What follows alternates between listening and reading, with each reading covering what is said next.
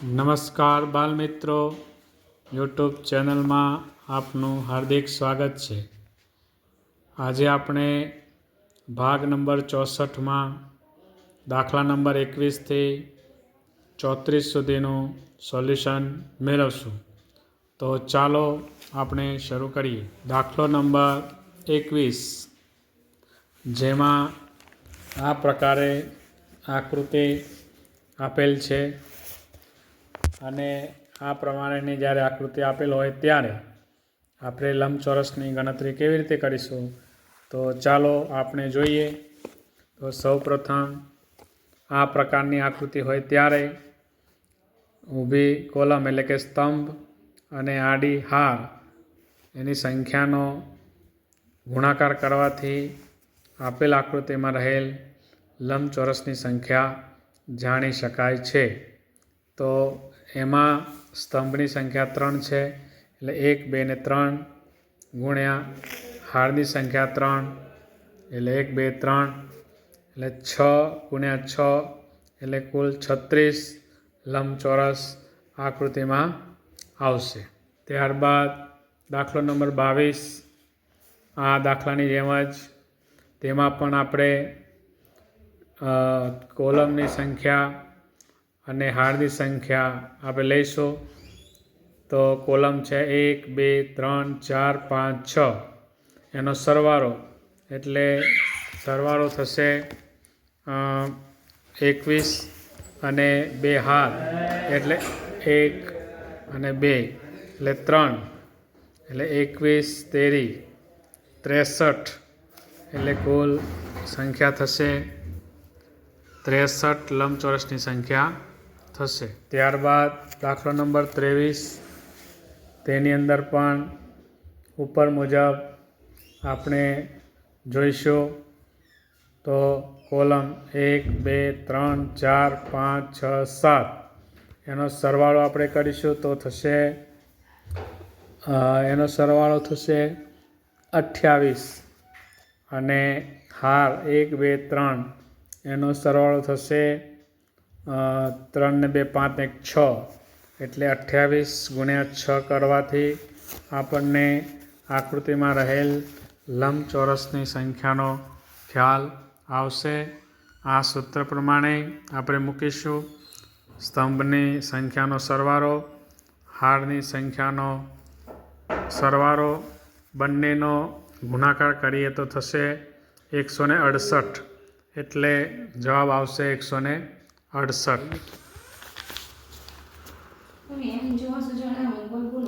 દાખલો નંબર 24, જેમાં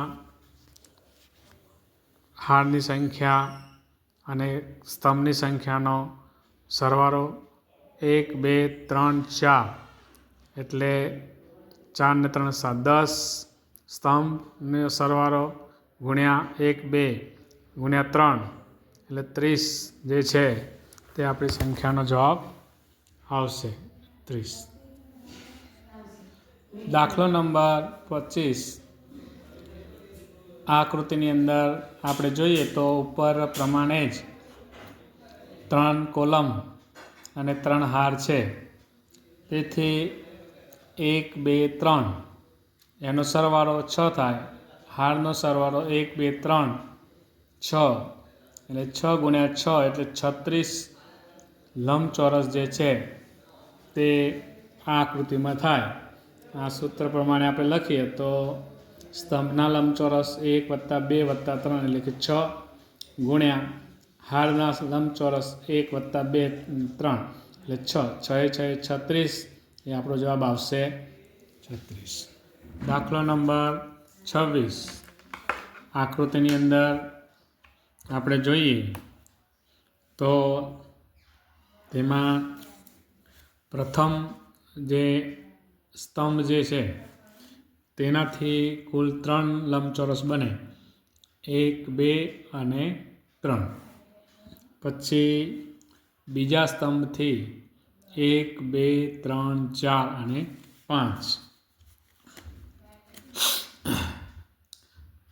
પછી ત્રીજા સ્તંભથી જોઈએ તો 1, 2 અને 3. તેવી જ રીતે પ્રથમ હારથી બનતા ચોરસ, એટલે પ્રથમ હારમાં જોઈએ તો 1 અને બીજી હારમાંથી 2. તેવી જ રીતે ત્રીજા હારથી જોઈએ 1, 2, 3. ત્યારબાદ ચોથી હાર, એમાંથી 1, 2 અને 3. પ્રથમ અને બીજા સ્તંભનો ત્રીજો, પ્રથમ અને બીજા સ્તંભથી જોઈએ તો 1, 2, 3, 4. તેવી જ રીતે પ્રથમ હાર અને બીજી હારથી જોઈએ તો કુલ આપણે 25 જેટલા લંબચોરસ બને. 1, 2, 3, 4, 5, 6, 7, 8, 9, 10. પછી 11, 12, 13, 14. એમ અહીંયા આપેલે લંબચોરસની સંખ્યા 3, 1, 6, 2, 2, 3, 3, 2. એમ કુલ 25 લંબચોરસ એ આ આકૃતિમાંથી બને છે. ત્યારબાદ દાખલો નંબર 27. તો તેની અંદર આપણે જોયું સૂત્રમાં પ્રમાણે તો 1, 2, 3, 4 એ 4 સ્તંભ જે છે તો તેના સંખ્યાનો સરવાળો અને 1, 2, 3 હાર છે તેનો સરવાળાને બંનેને ગુણવાથી કુલ 30 લંબચોરસ 60 લંબચોરસ બને. જેમ કે આપણે ઉપર જોયું એમ 1, 2, 3 ને 4 એટલે કુલ 10 અને 1, 2, 3 આ હાર એટલે 6. 10 સ્તંભ ગુણ્યા 6 હાર એટલે 60 જેટલા લંબચોરસ આપણે આમાં બને છે, એટલે કે સી જવાબ આપણો આવશે. ત્યારબાદ દાખલો નંબર 28. તેની અંદર આપણે જોઈએ તો કુલ કેટલા લંબચોરસ છે તો 1, 2, 3, 4, 5, 6, 7, 8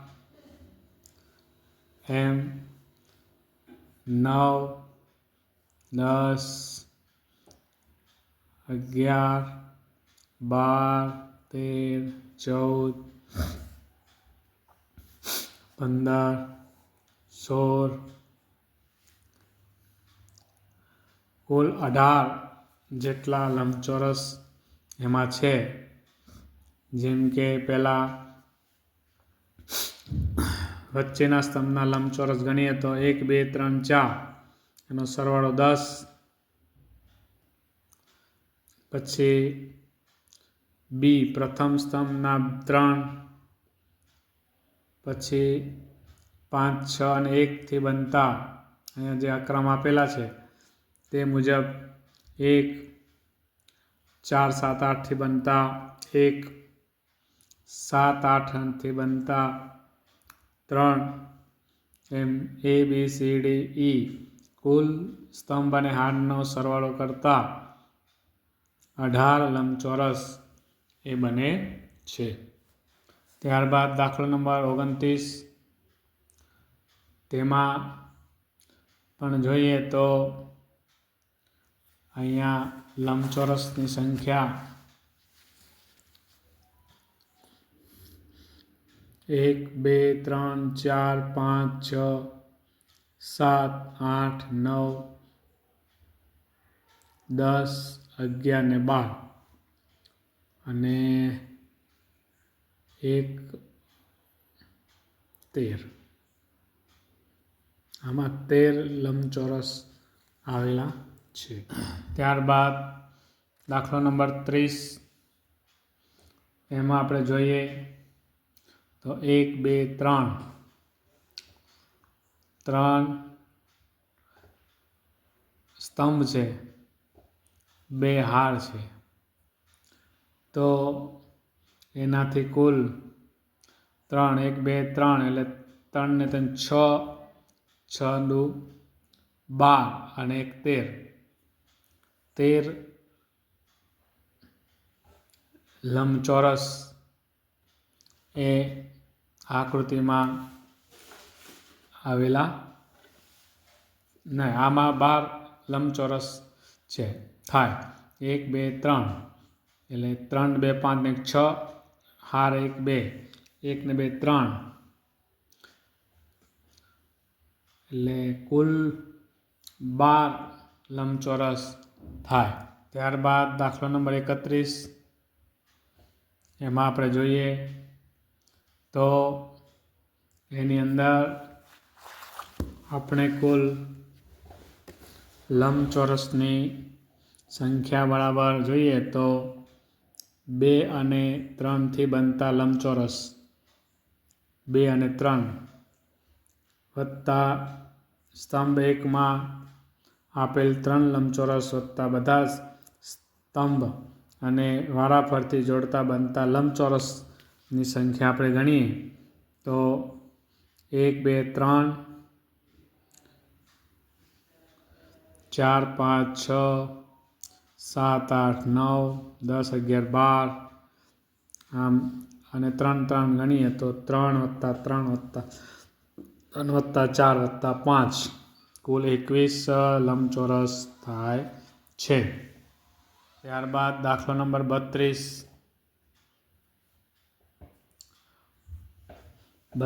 ની અંદર આપણે જોઈએ તો લંબચોરસની સંખ્યા બરાબર સ્તંભના લંબચોરસ ગુણ્યા હારના લંબચોરસ. સ્તંભ 1 2 3 ને 4 અને હાર 1 2 3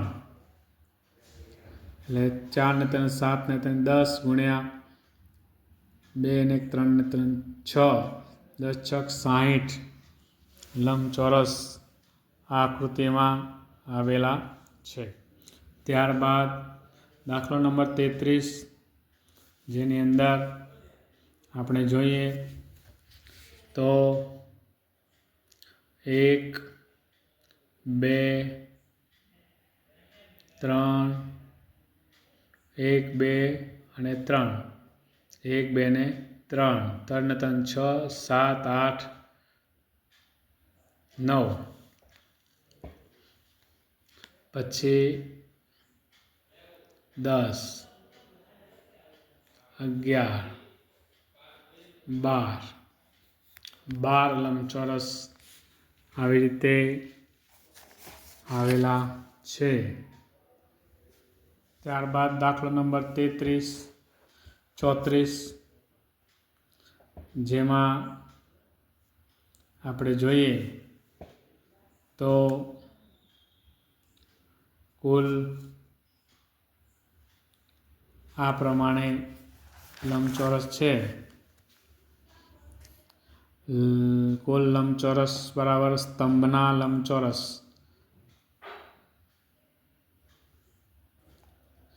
વત્તા હારના લંબચોરસ વત્તા અન્ય લંબચોરસ. તો સ્તંભના ગણીએ તો 1 2 3 એના કુલ 14, હારના ગણીએ તો એના કુલ 4 અને અન્ય 1 એટલે મોટો, કુલ 19 લંબચોરસ એ થાય છે. તો બાળમિત્રો, આજે આપણે ભાગ નંબર 64ની અંદર દાખલા નંબર 21 થી 34નું સોલ્યુશન મેળવ્યું. હવે આપણે ભાગ નંબર 65માં દાખલા નંબર 35થી આગળનું સોલ્યુશન મેળવશું. નમસ્કાર.